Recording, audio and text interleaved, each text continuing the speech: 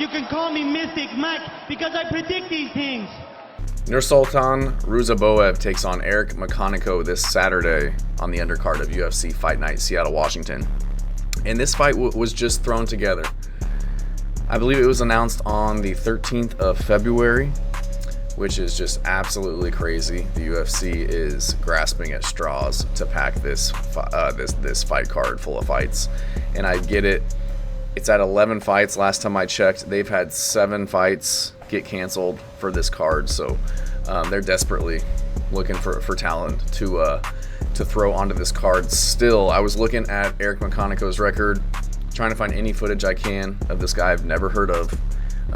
Looking through YouTube, I found a fight of him versus Austin Vanderford, who used to fight in Bellator, I believe, back in the day.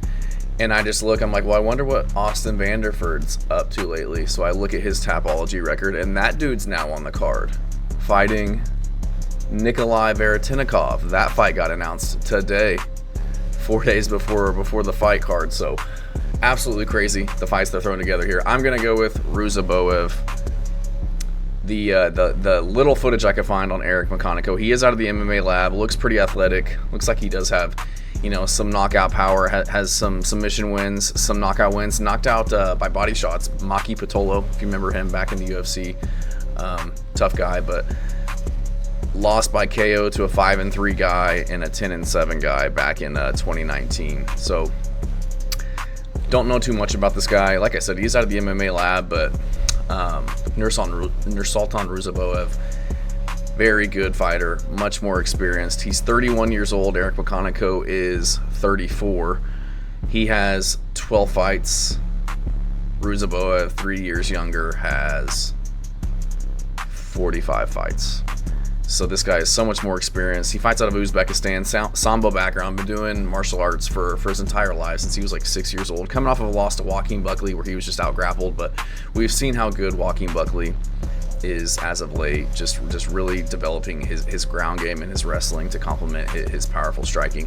Before that, knocked out Cedric Dumas, and before that, in his UFC debut, put out cold Bruno Ferreira in like a minute and 15 seconds is what it says here. That was a nasty knockout. Bruno Ferreira, we know he's got tons of power at middleweight.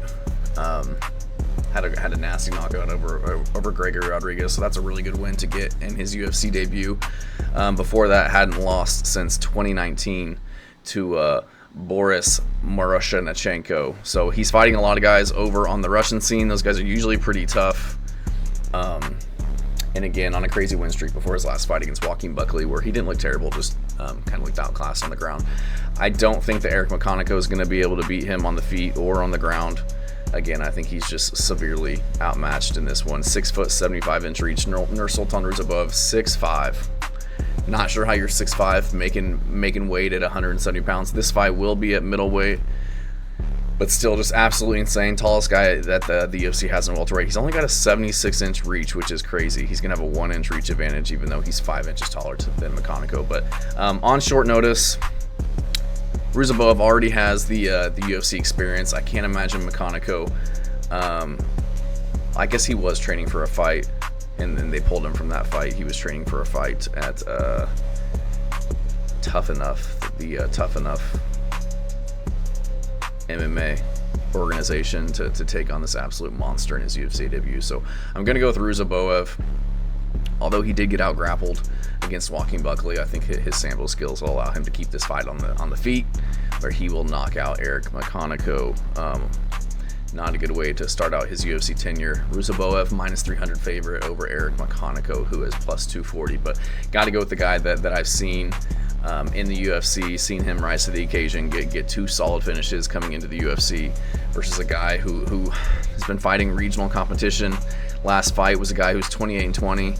Before that, 10-4, 15-10, 6-5, 5-7. So not terrible, but also losing by knockout to 2 not so great guys on the regional scene isn't a very good look, as well as a couple losses in his amateur career. So gonna go with Ruziboev in this one. It's hard to imagine a regional guy, not even coming off of the Contender Series or anything, getting his shot to fill a card, beating somebody who looks really good and looks like they could be a problem in the welterweight division. So going to go with Ruziboev in this one.